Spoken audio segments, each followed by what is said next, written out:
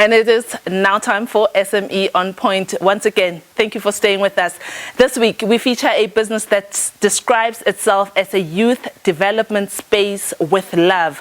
So after some failed attempts at some businesses, Zimkitha Gebeda has founded Skills Empire, where they take learners from being unemployed to giving them learnerships.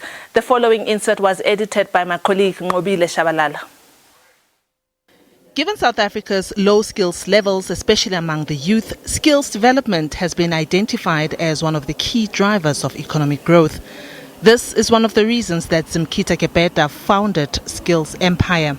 Through it, she wants to see more youths either entering the job market or improving their chances of being employed or even starting their own businesses. I went into this because I got frustrated where I was before. I was frustrated with a lot of people talking about skills development and not actually doing skills development. I was frustrated by us sitting in boardrooms talking about how we're going to change so many lives, we're going to create so much employment, and then I'd go back and sit next to a learner and nothing has changed. So I thought, I want to do skills development in a way that actually matters. I want to do skills development in a way that actually changes a life. So we then decided that we're going to run programs in our own skills development lab, where it's not just about the accredited part of a learnership or an internship, but it's about giving them work experience that matters. Skills Empire offers skills development facilitation services and learnership management services, among others. Programs integrate social and personal competencies with work-relevant training and real-work experience. Gebeda says there are a lot of businesses offering skills development, but only a few follow through with the learner to track their development. There's a lot of programs that say the right things. There's a lot of programs that pushing numbers. I think that's the best way to put it. They're pushing numbers and they're not pushing value. And that's what frustrated me a bit when I was in the space working for other people. It's like we're talking, we're sitting in a boardroom 3, 4, 5 days a week. The learners are somewhere in a different location. We don't even see them. We don't even hear them. We don't even know who they are.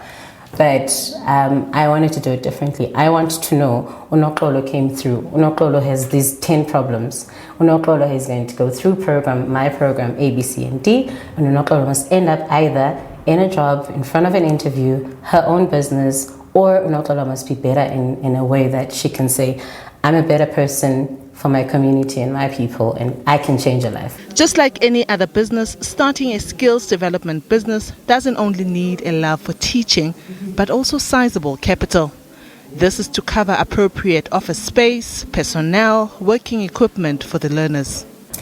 I would say to be able to host a learner and put a learner through a program for a year, you need funding, or you need an amount of it, depending on where you are and what rent you're paying, obviously, and what expenses you have, but you'd need anything between 15 to 30,000 per head to be able to host a learner, and that's just basic. For you to do extra stuff, beautiful programs, teaching them coding, whatever, it depends on what you actually do with them. But it is expensive to start, but so she's going to need to hustle. Gebeda says the pandemic has forced her to be adaptable with the changing waves and levels. And with the third wave of the COVID-19 pandemic now in full swing, she's now more prepared to keep the business afloat. I think we are prepared in as much as we possibly can. We now know what the kit is. Everybody knows which computer to take, where to go to, who to talk to. They all have groups they need to engage in with. Everybody knows who they're taking care of. Every one of my management has about 10 learners under their care. They know where they're going to keep in touch. If we have to be at home, we are still going to be engaged. If we have to be at home, we are still going to connect with our learners, because we can't lose that. Because then we go back to point one and we've lost all of this ground. So going into third wave, I think what we know is, because we are clear about the fact that we're supposed to be here and it's supposed to work and we are working with intent and purpose, it's going to be all right. Liabo Setho, SABC News, Johannesburg.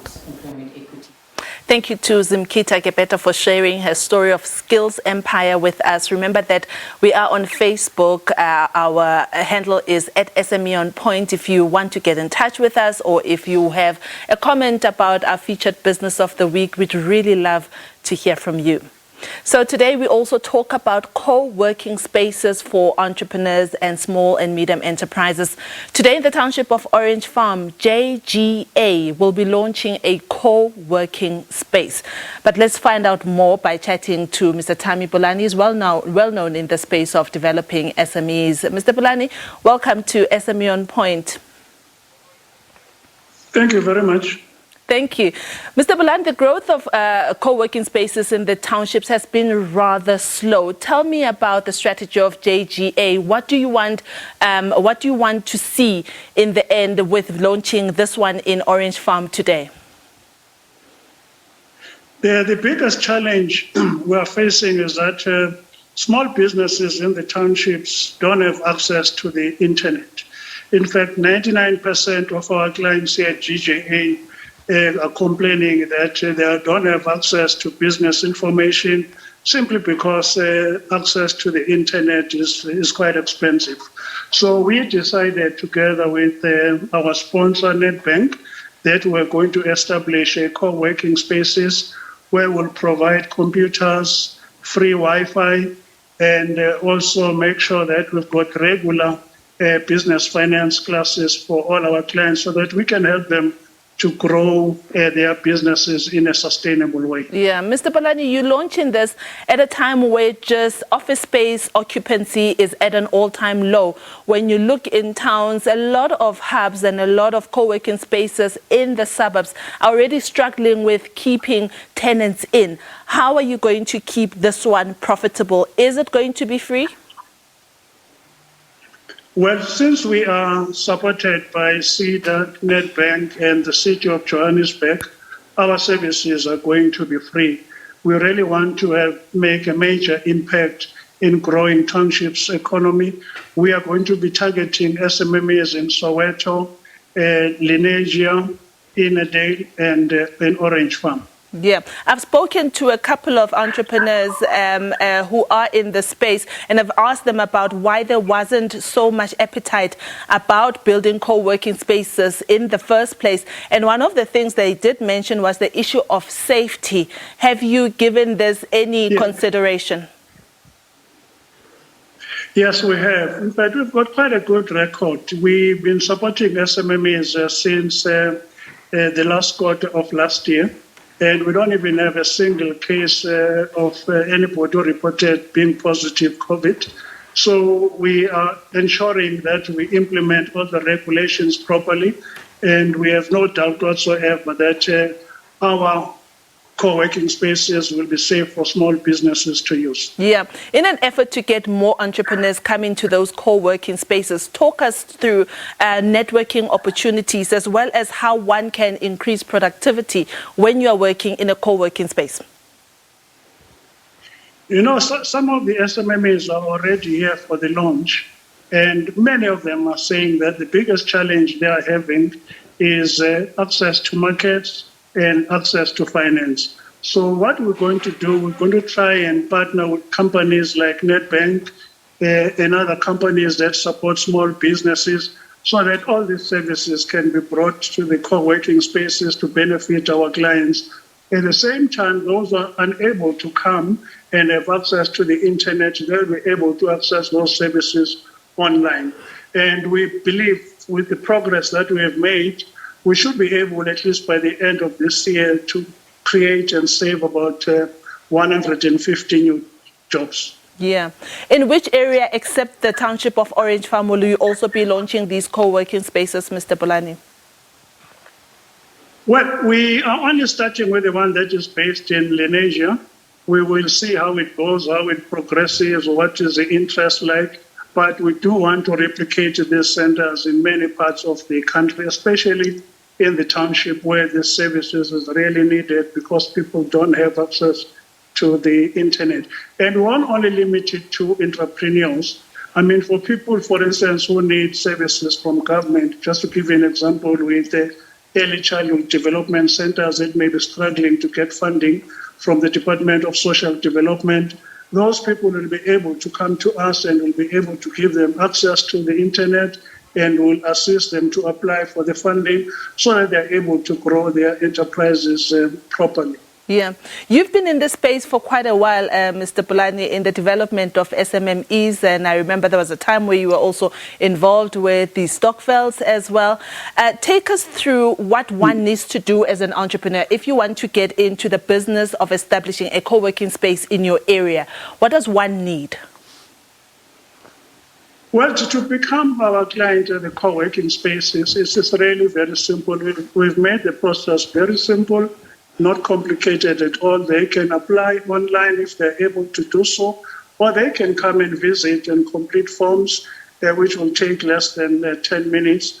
There is no fee to be paid, and then we can arrange with them how we're going to assist them for a period of 6 months or 12 months. But the most important thing is that we want them to develop a proper business plan that can then develop into a proper business. Most of the people who come to us looking for help don't have a business idea, and that's where the problem is. So they need to have a proper business idea, which can then be developed into a proper business plan, and then we can assist them to look for funding, to look for access to markets and things like that, to speak to the SABC, to the National Regulator for Compulsory Specifications. It will all depend on the needs of the client entrepreneur. But again, we are going to be focusing also a lot on those businesses that were affected by COVID last year. Just to give you one example, there is a lady who was employing about 120 workers in the textile and clothing space. Unfortunately, because of the COVID, she lost all her contracts. She has come to us and we're going to be assisting her to recover that business and re-employ about 100 local women. Wow. I hope that really does work out for her. Mr. Thami Bolani, thank you so much for joining us on SME on Point. That's Thami Bolani. He's the board chairman of JGA, and they are launching in the areas of Lenasia, Orange Farm, a co-working space for entrepreneurs. They're trying to develop a lot of the township economies there. Well, that is all from us on SME on Point for this week. Please do remember to support every small business that you come across this week, and also keep the rands and cents circulating in your community. Up next, it's Books on Point with Nastasia Arenze. Good afternoon.